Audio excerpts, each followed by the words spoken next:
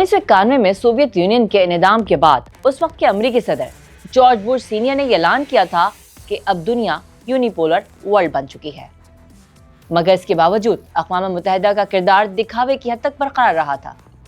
मगर जो कुछ इसराइल ने गजा और अमेरिका ने वेनेजुएला में किया है, उसके बाद से अक़वाम मुत्तहिदा की साख बिल्कुल ही खत्म हो गई है। हमने देख लिया कि इसराइल में कोई रोक नहीं लगा सका। जो हम देख रहे हैं तो वो उम्मीद सोटू से हमें उसका कोई टेंजिबल एविडेंस नहीं मिल रही है। तो जहाँ पर पीस की सॉफ्ट चीज़ें तो यूएन कर पाता है, लेकिन हार्डकोर कॉन्फ्लिक्ट्स में पहले भी वीटो पावर की वजह से कमज़ोर था और अब तो बिल्कुल कमज़ोर हो गया। सोवियत यूनियन ख़त्म होने के जो नुकसानात हैं उनमें एक ये है कि अमेरिका को अब कोई रोकने वाला नहीं है।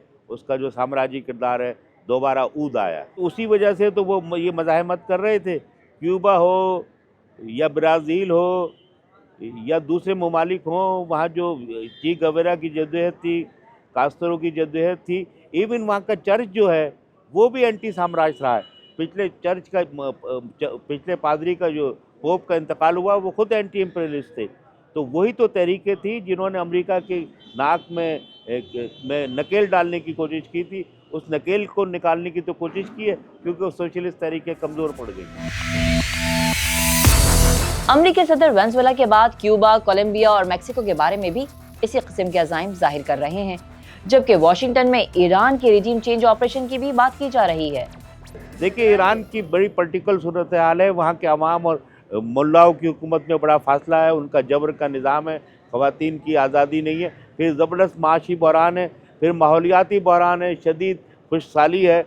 और वो जो मौलवियों की हुकूमत है विलायत फ़क़ीह की, वो उसमें इतनी गुंजाइश नहीं है कि अवाम को रिलीफ दे सके, तो वहाँ बहरान बढ़ रहा है। मगर अमेरिका ने मुदाखलत की तो फिर वो जो विलायत फ़क़ीह का इदारा है मजबूत हो जाएगा। ईरान की सारी कौम परस्त क़ुव्वतें जो हैं अमेरिका के ख़िलाफ़ मज़ाहमत करेंगी। अमेरिका को वहाँ मज़ाहमत नहीं करनी चाहिए। वहाँ अवाम जो जदोजहद कर रहे हैं उनकी वो जदोजहद जारी रहनी चाहिए। पाकिस्तान के अवाम तो ईरान के अवाम के साथ होंगे। अब पाकिस्तान की इस्टेब्लिशमेंट किसके साथ होगी ये सब जानते हैं।